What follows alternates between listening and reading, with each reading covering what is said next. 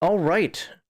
Today's stream, the entire stream, although I think I'm making 2 videos out of it, is all about Dungeons and Dragons, Strongholds, and Dominions. Now, this first one is going to be, well, if I break into 2, which I think I am, this first one's going to be about Strongholds. We're going to talk about how to build your castle, your keep, your fortification, whatever you want to call it, and how to hold on to it. In the next video, or the second part of this one, which I really doubt, I really think it's going to be a second video.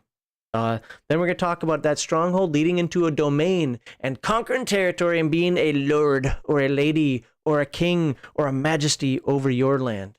But let's start off by, can I get this off the screen?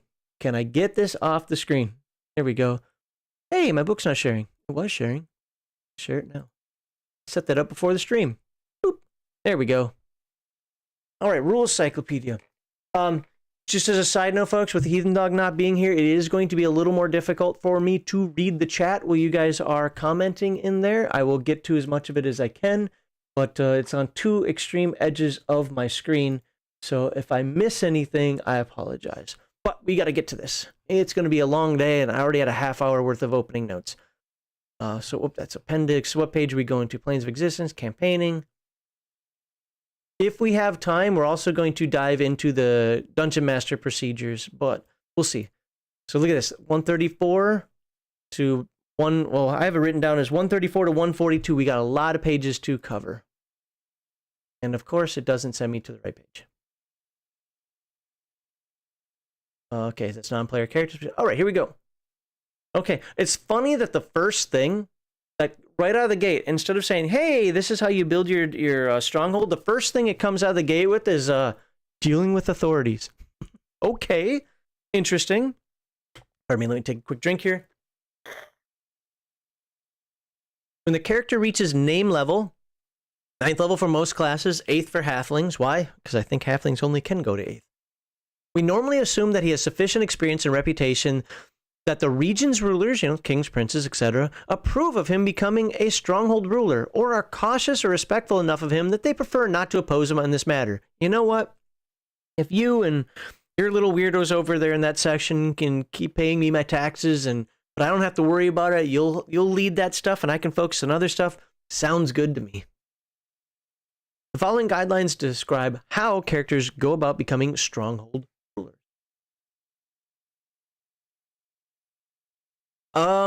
I'm debating that. You guys in chat tell me, do you want me to read all of these? Or should I just pick one? Well, I'm going to do demi-humans for sure. But should I pick one or should I read all of these? It's up to you. In the meantime, I'm going to skip to demi-humans and we'll see what you guys in chat say and I'll look at it in a moment. Demi-humans. When a dwarf, elf, or halfling character builds a stronghold, the character's family will help find a location. Aw, that's so nice of them. Then if the character does not have the money to build the stronghold, the family will loan up to 50% of the cost to the character. Hey, it's awesome. I'm already in the will and they're not even dead yet. If the character's clan has a smaller stronghold, then the clan will move in. Otherwise, they still support the new stronghold by transferring up to 40% of their clan to the new location. If the character's stronghold is ever threatened by enemies, the whole clan may come to the aid of the stronghold and may bring other clans. Even whole armies of monsters often hesitate at the thought of starting a major war against organized demi-human clan stronghold. The political leader of a clan is called the clan master. The spiritual leader is the keeper of the relic, and we will talk about the relics a little later. A player character does not normally gain any of these titles. They require great amounts of work and time, leaving none for adventuring. Oh no. The highest rank normally achieved by a PC demi-human is that of clan holder. A clan holder serves the clan and may indeed own the structure of the clan stronghold, but does not control the clan members. That's an interesting take. So I'm the king, but I'm not the king. Okay. The demi-human races care little for human politics, and clan masters and keepers do not seek human dominion titles.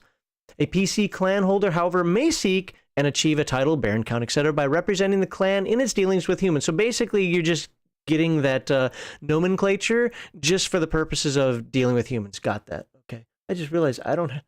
How do we know we're even in the show? Oh, there we go. Oof. Got to put that up. All right. Permission must first be obtained from the clan master and keeper.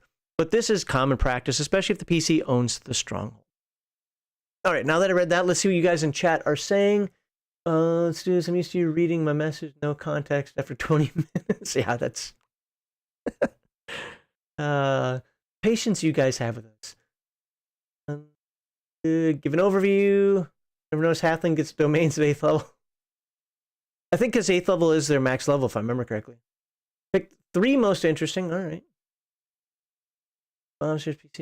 Okay. I mean, I think we understand fighters, right? Fighters are going to get a castle. It's the most important. So we will we'll do clerics.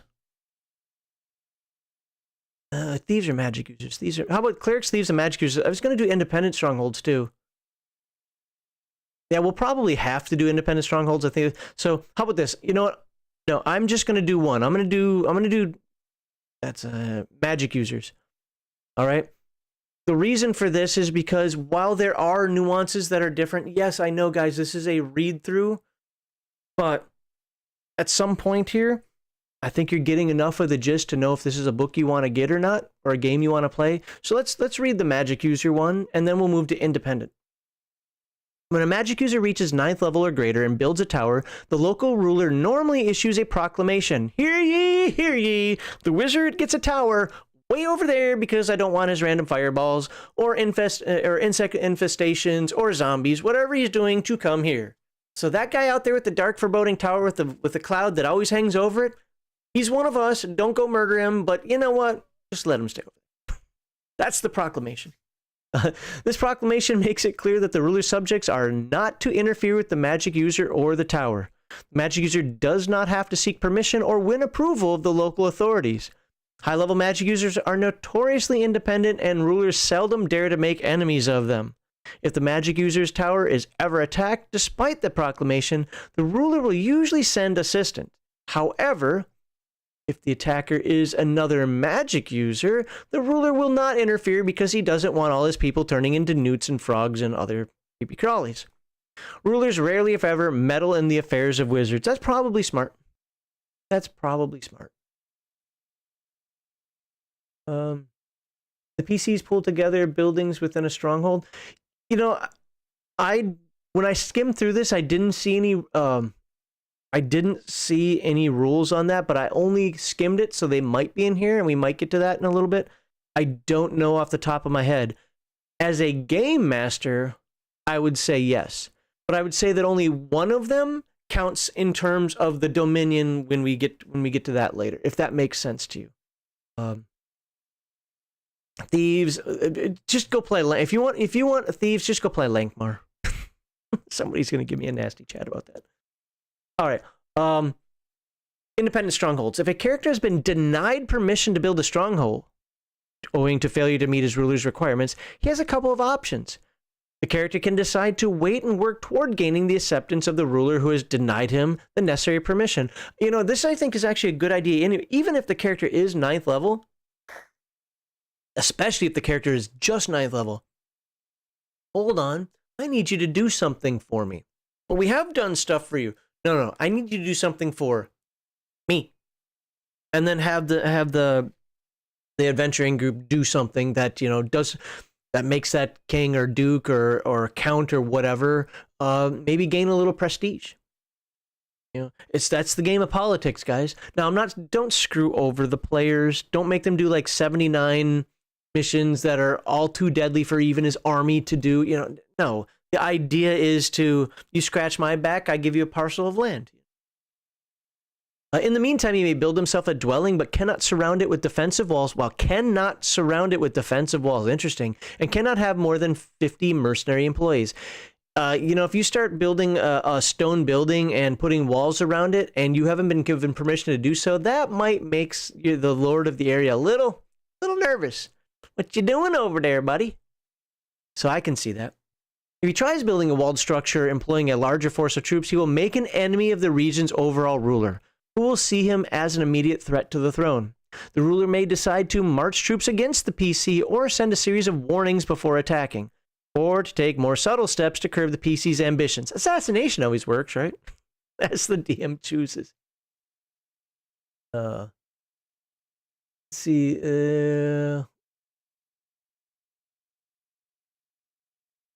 Okay. You said imagine going out of your way to be a dick. What was that about? Did I might have missed some of the chat. I'm trying to catch up here. You talking about like just telling the Lord, yeah, I'm just gonna make one anyway, or is this a whole different conversation that I'm not aware of? I don't know. All right, you can also settle in the wilderness, right? Just far away from everybody. Start that desert kingdom and that harem that you always wanted. The character might instead decide to take all his worldly goods out to an area considered true wilderness. No human or demi-human ruler lays claim to this land. There he can build a stronghold and be its ruler. In doing this, the PC is declaring his independence from his former ruler and establishing his own little nation. This could anger his former ruler, or that ruler might approve and hope that the PC will be successful so the ruler can later make treaties of allegiance with him. The PC can choose his own title of rulership. I'm Lord Commander Emperor. It's above Emperor. God King of this patch of desert, of this oasis. If other dominions are near and the newly founded, if other dominions are near the newly founded dominion, however, their rulers may react unfavorably to the upstart, depending on the title assumed. Yeah, I mean, if you got a king out there who owns, masses of land, and you got this little parcel, and you're like, I'm the emperor. He might not be good with that. Hopefully that's not squeaking into the microphone. I apologize if it is. If the roll indicates a reaction, the ruler will, at the very least, send spies and agents to gather information. Yeah, you gotta just assume that a couple of your mercenaries, a couple of your henchmen, whatever, are going to be spies. And game masters, I'd actually say, I approve of you doing that, no matter how the players try to root them out. Like, somebody's always a spy. Just kind of makes sense. A reaction roll may be used to help determine further actions. A friendly ruler may send ambassadors seeking alliance or friendship. An unfriendly ruler may send hired bandits or even an army. The exact actions must be decided by the DM based on the nature of the campaign and further actions by the player character involved. Remember, too, that an area might be considered wilderness because it is considered the property of some monster, such as an orcish culture or a very territorial dragon. Yeah, that's smart. Hey, I'm 9th level. I'm going to go build a castle right over this dragon's treasure hoard. Obviously, I'm being facetious because I always get comments when I say things like that about, it doesn't make any sense. It's fun to say. The PCs could make himself permanent enemies. Well, the PC could make himself permanent enemies by moving in territory that's claimed by some monster. Think about it, though. What if you go out there and you build this fortification and there are ogres nearby, but they weren't aware of it for whatever reason, right? And all of a sudden, a few ogre clans are pissed, but you end up holding them off and wiping them out.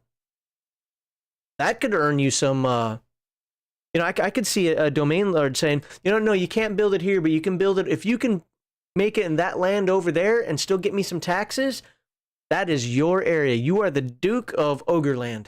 Have fun with that.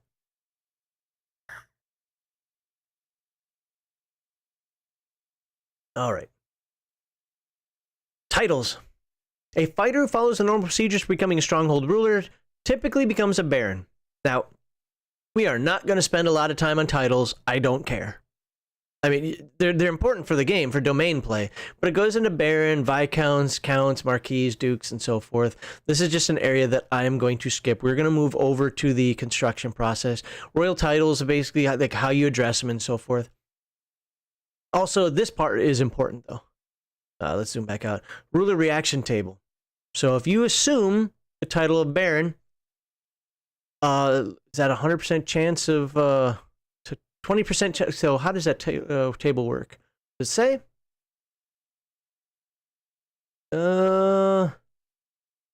Percent chance of him reacting. So if you assume the title of baron away from another baron, he has a 100% chance of reacting. Okay, that's the way I'm reading this. If it's a duke, he doesn't care because he still outranks you. There's a 20% chance. Maybe he doesn't want another baron, or maybe he sees you as being an upstart or something. If he's a king or emperor, barely cares at all. But Now, if you, for whatever reason, decide that, from the marquee, you decide to call yourself an archduke, you got about 100% chance that he's not going to be okay with that. So, all right. No horse, I'm out. Hey, you know what? That's part of role playing. Those are your no, I'd say they're your mercenaries. Those are your hirelings. And once the PC, I guess zooming in is better. Once the PCs have been granted permission to build a stronghold, he must first clear the local area of monsters. Oh, there's work. The local area constitutes one map hex, or an 8-mile by 8-mile area. Okay, so it's 8 miles. For some reason, I always have in my head that it's 6 miles. And I don't know why. But here it's 8 mile. The character enters the area with a force of men and either fights or negotiates with any monsters in the area. An area is considered clear when all significant monsters in the area have been killed, driven out, or persuaded through bribery, threats, persuasion, other mutual defense agreements to leave the PC subjects alone. You don't want your farmers getting murderfied, and you don't want your caravans coming in with supplies and food and so forth being murderfied by some monsters out there.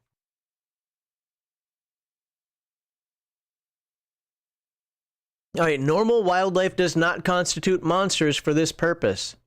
PCs will have to clean out any man-killer animals, but does not have to destroy every normal animal in the region.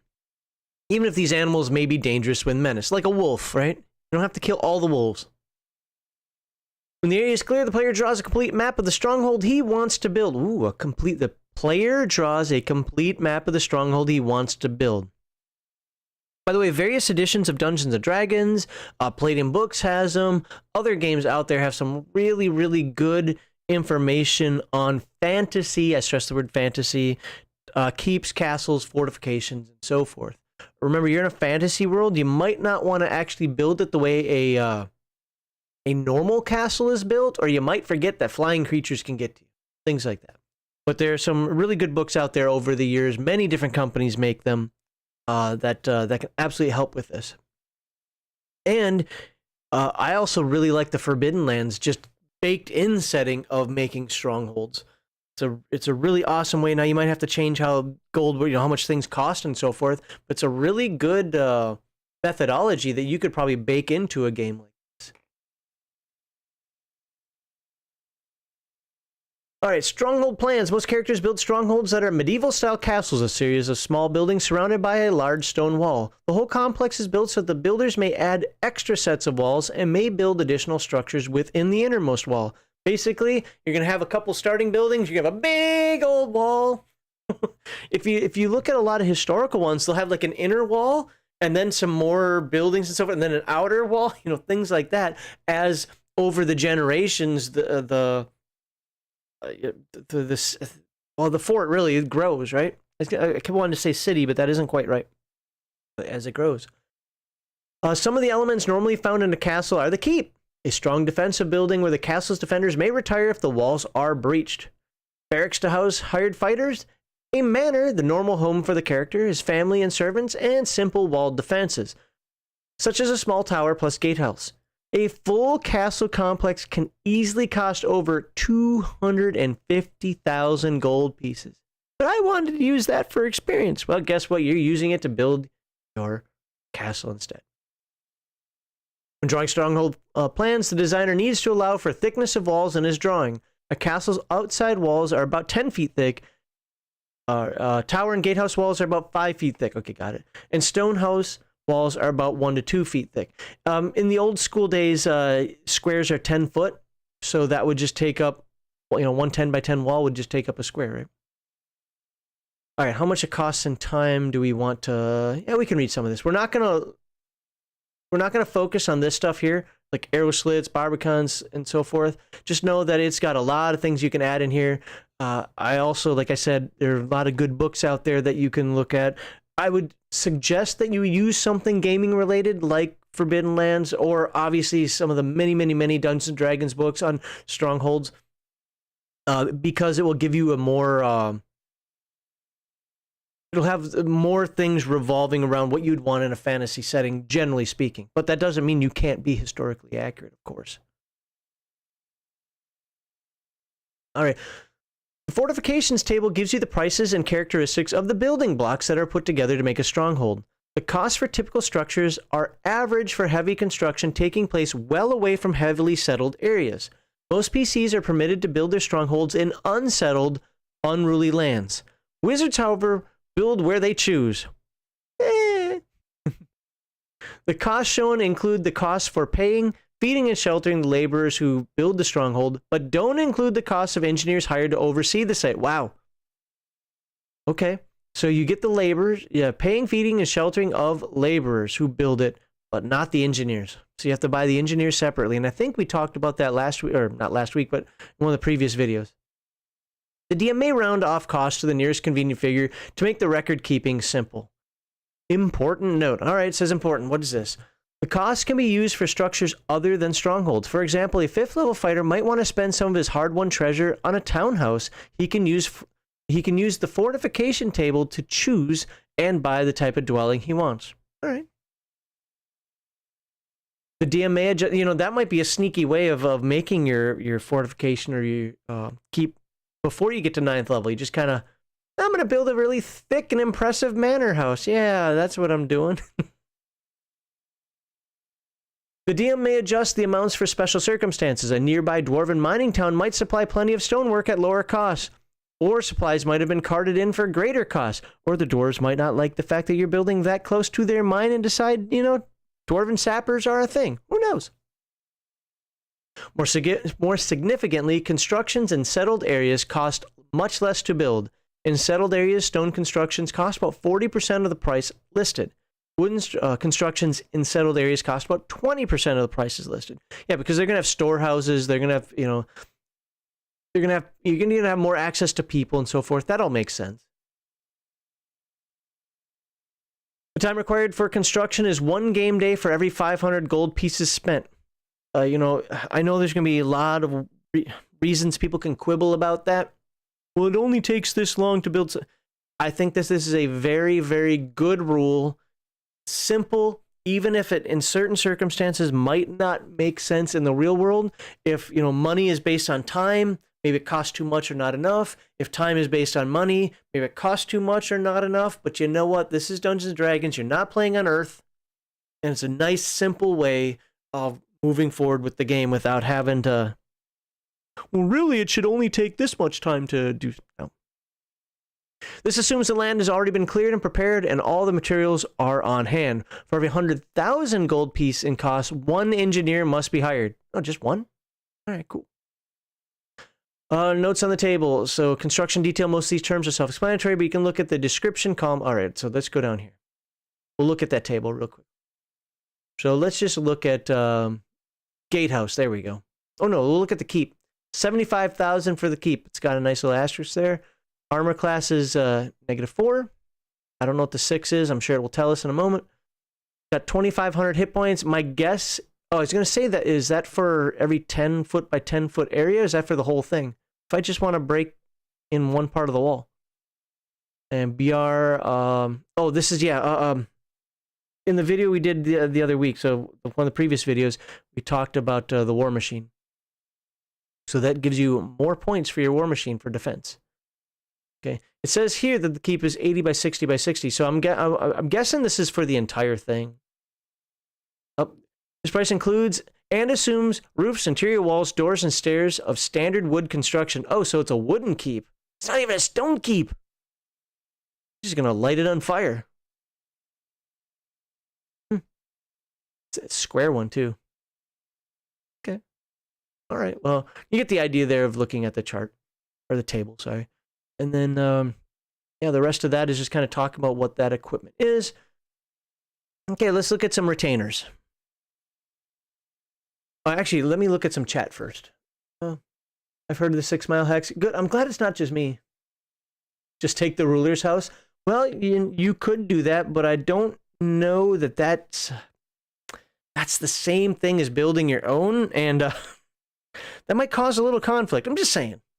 Just saying. Make sure the Wizard's Tower is built near the thickest wall. I say make sure it's built near the furthest outskirt. What is literally the furthest point away from me and the edge of the domain? Of course, you probably don't want them too close to the enemy. because the enemy gets, oof, yeah, that's a conundrum. Can we just give them an underground labyrinth? I don't know. I like this idea. Nothing about that in the current rules. Wait, what did I miss? How many folks off sparsely populated region of the kingdom? News doesn't travel fast. That's true. Besides, what a common kingdom? Besides, what common of a kingdom is going to argue? What common? I think you meant commoner. Yeah, I don't know. Yeah, ultimately, yeah, it really does determine, matter like how populated it is, what the local politics of the area are. I mean, when you decide, maybe not so much with the stronghold, but certainly by the time you get into domain play, you are dealing with politics, whether you want to or not. It's kind of one of the reasons why I don't really get into domain play myself personally. Glad it's an option here. I would probably skip it. If I were running the game, I'd pretty much tell all the characters, you know how you can be a landed character or a traveling character? You're all going traveling. You're going to really hate me if you go the other. I mean, you can choose to be a landed character. You're going to really hate me, though. That they never account for magic users using magic to cut time and costs. Does that cut time and cost, though? I mean, you only get so many spells per day. A lot of them take components. Well, I guess maybe not in Rule Cyclopedia. I don't know if that really cuts time and costs. Theoretically, it could. You got a whole cadre of mages. Just your whole goal is to cast spells and turn mud to stone. Yeah, I get it. Where's the price for the best castle guard? I imagine castle guards were the hirelings that survived till the PCs reach name level. That could be. Again, there are various ways that... All right. Where are we? Retainers. Yeah. Sorry for the spaz. I like...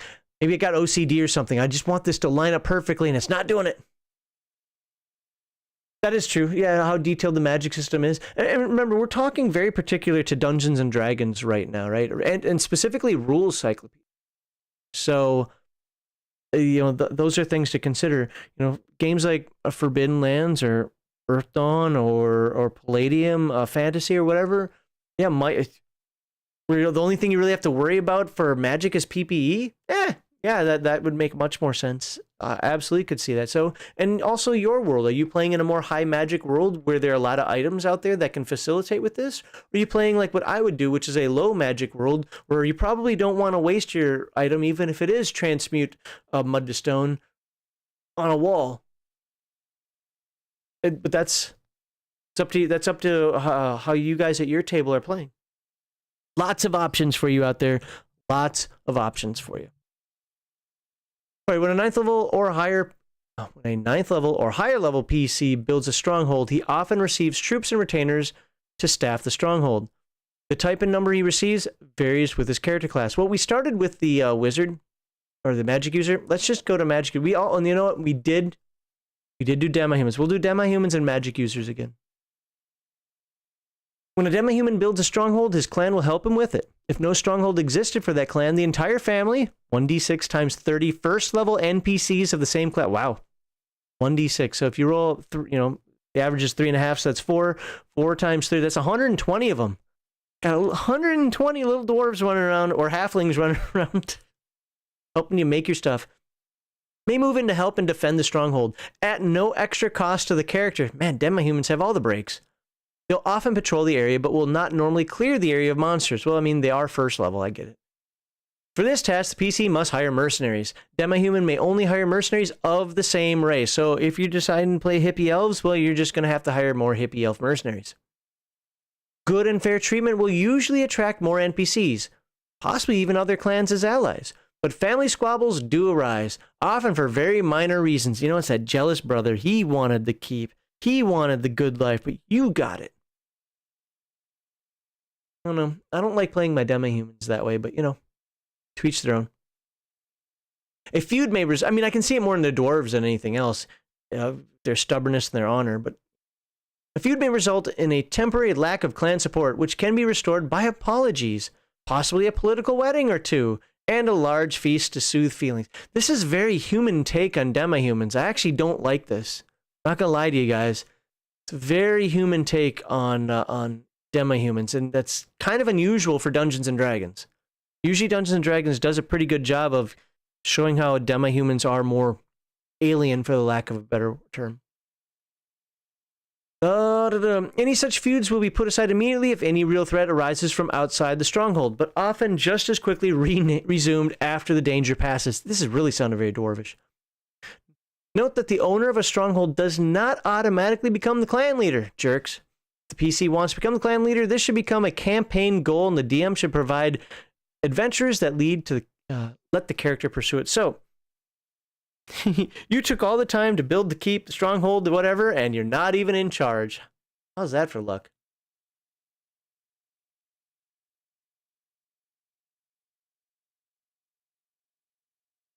All right, we said Druids don't build strongholds. Fighters, most fighters are going to build one. It's also kind of one of the reasons I'm not reading it. It's really short, though. Magic users is kind of short as well. All right, well, cool. When a magic user builds his tower, up to 6 magic users of level 1 to 3, and of any alignment, will come seeking training. Of course, one is a spy from an evil magic user elsewhere. Their intelligence scores will usually be above average, but many will probably become discouraged and quit after 1d6 months. Wow, that's written into the rules. This sucks, I'm out. You know why he got discouraged? Because you weren't teaching him the fun spells. You're teaching him how to sweep floors. You're teaching the cantrips that light the hearth on fire. You weren't teaching him fireball. All right, stronghold staff. Get over here. Oh my god, I have to worry about staffing. Great, where's the HR department? Yawn. Every stronghold is maintained through the work of many people. The staff. A staff size can vary widely depending on the title of the ruler, the size of the stronghold, and so forth. Following details apply to an average human stronghold. Staff is all the same race as the PC. Any mixed staffs will eventually cause problems. The ruler may keep troops, garrison, in a stronghold, but again, problems will arise if they're of a different race. I like that rule. So much of modern D&D is tieflings, which are just demons. Walking hand in glove with a drow, which is an objectively evil elf, hand in hand with a dwarf, hand in hand with an elf, hand in hand with a gnome. Like, no. We're not talking race in the 21st century term. We're talking race in the fantasy term, where they're actually a different species. That's why I didn't cry when a lot of you don't know the word species I don't like. No, I actually do like. Hell, I have a video before WotC even came out with that nonsense. I have a video on that topic. It's an old one. Audio is kind of but you can speciesism versus, I think that's what it's called. I think it's called speciesism in Dungeons and Dragons or something like that. I made it like 5-6 years ago, and yes, you were supposed to think of these demi-human races as a completely different species, as almost like an alien race. So I do agree with that stronghold staff ruling there. Now, that shouldn't be that you have to do this, but the way that it says in here will eventually cause problems. Yeah, I absolutely can see that. A dwarf is going to feel slighted. An elf is going to not feel appreciated. What else do I have in this game? A halfling is you're gonna make him work? Really? He just wanted to lounge around. No. All right. Retainers and servitors. The ruler is directly served by stronghold retainers and servitors. You're familiar already with the idea of retainers. Some stronghold retainers, however, aren't so much paid specialists as unusually loyal and well-regarded employees or noble-born subordinates working with the PC because they admire the PC, also called sycophants. There you go. You have a bunch of sycophants. Love it. Heathen Dog should be here for this one, right? The stronghold retainers are never relegated to menial tasks. Well, wait a minute, then how are they sycophants? A servitor is a particularly loyal servant or craftsman, often gaining the job through inheritance. The many types of common servitors include armorer, barber, carpenter, colorman, or cellarman. Wow, I said collarman. Cellarman, cooks, dairyman, falconer, forester, gardener, grooms, kennelman. Okay, I'm not reading all those. Yada, yada, yada. When a servitor isn't listed in the specialist table from Chapter 11, he receives 5 gold pieces per month, plus room and board. Okay, 5 gold isn't bad. definitely buy some food. Oops, I hear the rain kicking in again. Oops, hold on. There we go. If the PC is particularly fond of a servitor or the servitor is exceptionally skillful, the PC may wish to pay more for the servitor's services. That could be some good role-playing opportunities right there. All right, peasant workers. Most of the normal work in a stronghold is done by the peasants from nearby community. That's right. This is where you get to crack the whip. You ever see that Futurama one where Bender becomes Pharaoh? Remember me. Well, that's what you got going on now. You got the peasants that you get to whip. So how hard do you get to whip them? These peasants work without pay. It is their duty to their ruler. All right, sounding good now. Household servants, herdsmen, and others are trained and given food, but are not provided shelter unless in times of war or siege. Wow, so you don't pay them and they don't get shelter? Wow. The number of peasants available is determined by the population. As an average, each peasant family consists of 5 persons. 5% of the peasants are available to serve the ruler. For example, in a barony of 100 families, 500 persons, the baron has 25 peasant servants. When visitors come, another 5% of the peasants can temporarily be used as servants. You can conscript peasants. I love it. I love it. In large dominions, even the original 5% may be needed to serve all at once. Or may not be needed to serve all at once except for tournaments. The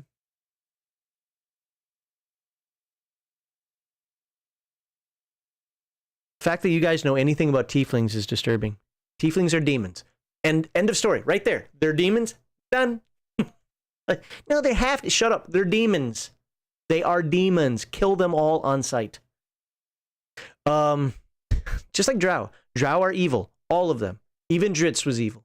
No, he was... No. Only reason there's a book about him is he was an anomaly. Neutral. Actually, his alignment was neutral. I have all the information on him in old D&D stuff. But from any normal person's perspective, he's still evil. Wipe them out. All of them. And the hate comments will start coming in now. Most rulers have advisors to handle the many details of the Dominion and Stronghold and to advise the ruler as needed. The most common advisors are the artillerist, castellan, chaplain, engineer, guard captain, here. Oh my god, I'm not naming them all off. Other officials may be needed for the proper handling of a stronghold or dominion, including a bailiff, a chamber. Okay, as more. And it starts talking in here how much they're worth if you hire them. The chaplain is 500 gold pieces a month. He better be actually healing somebody. Is the chief cleric of the stronghold and possibly the dominion. Okay. This title is added to the cleric's normal title. This relatively low cost is because 10% of all the dominion income must be paid to the clerical order most preeminent in the area. That's interesting. So 10% of the dominion income goes to, you don't want to anger God. Even you have to tithe. Lord, Archduke, Master. If this tithe is not paid, the chaplain will not serve.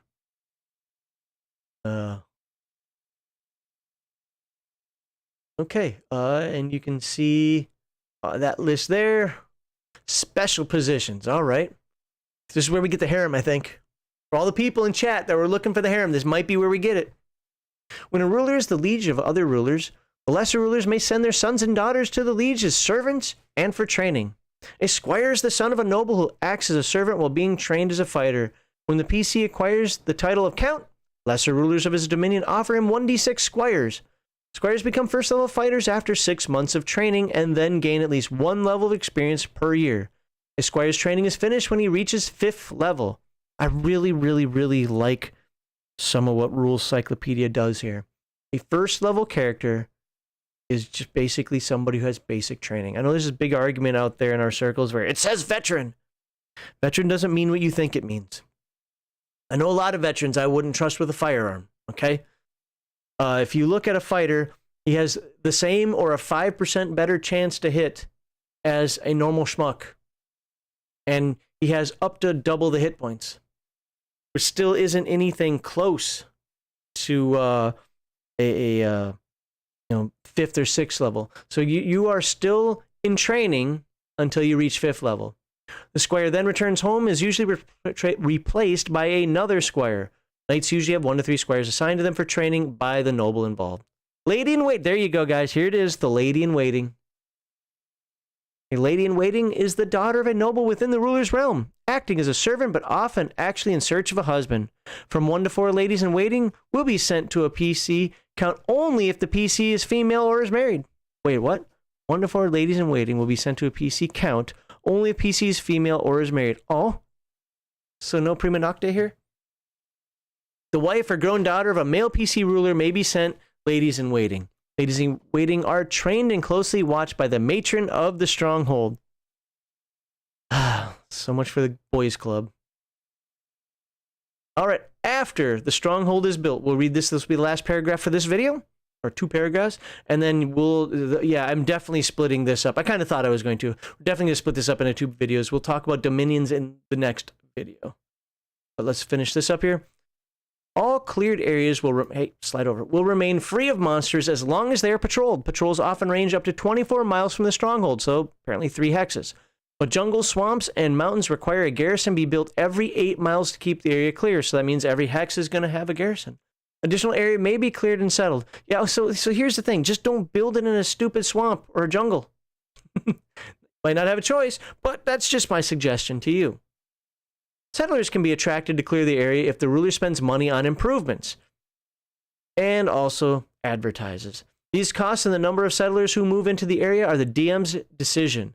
Settlers will pay taxes for support, protection, and so forth based on the Dominion income rules later in this chapter, so probably in the next video. All right, so there we go. That's our information on Stronghold here. Let's see if there's any chat that I missed. Stop screen sharing. Boom. Go. And you know what? Since I'm by myself, I'll just put this on the screen. There we go. All right. So what do we have here? More tiefling nonsense. Don't care. Devils or demons? I think they're demons. I'm pretty sure they were demons. Maybe they're devils. I thought they were demons. I'm given a logical reason why there shouldn't be teams of them. Let them inherit their passions, blood, war, hatred. Yeah. Oh, yeah. The whole. Yeah. I hate Sigil. This is why I hate Planescape. I hate Sigil. Everything about Sigil I hate. Everything. Harem is in 1E. Okay, my bad. See, Marhawkman, it's not a lady in waiting. You marry her. Would you stop with the encyclopedia stuff, dude? Seriously. We're having fun here. Jokes. It's also not a lady in waiting if you wait no time and you just bet her. Yeah, you know. Then you don't have to marry her. And then she's broken. And then you send her back saying, how dare you not send me a virgin? Awesome. 1 village per 1 mile hex within... Wait, 1 village per 1 mile hex within your 6 mile... Wow, math bad. Math. All right, that seems to be the only stuff that I missed. So, yeah, I generally like it. What I liked about this section on strongholds, I still like the Forbidden Lands write-up and methodology better, but then again, to be fair, Forbidden Lands methodology wouldn't work in Dungeons and Dragons directly, right? I like that it left a lot open. It told you some things you needed to do and some things you needed to have, but basically said these are things to consider, and from there, you're kind of on your own. I like that. I like it's that framework that we like to talk about here. It builds you that framework, and then from there, it's up to the dungeon master and the players to figure out, how big they want it to be, who they want in there, if they can afford everything. How many taxes they collect and so forth. Yeah, I generally like the way that was written. I don't know what your guys' thoughts are out there, but obviously put that in the comments. Let me get ready for the next video here. Yeah, so I hope you liked this video on strongholds. I'm already telling. Wow, I can already tell that the videos in this series are starting to lose viewership. And it could be because a lot of the important stuff is at the beginning, right? People really like to know about character creation.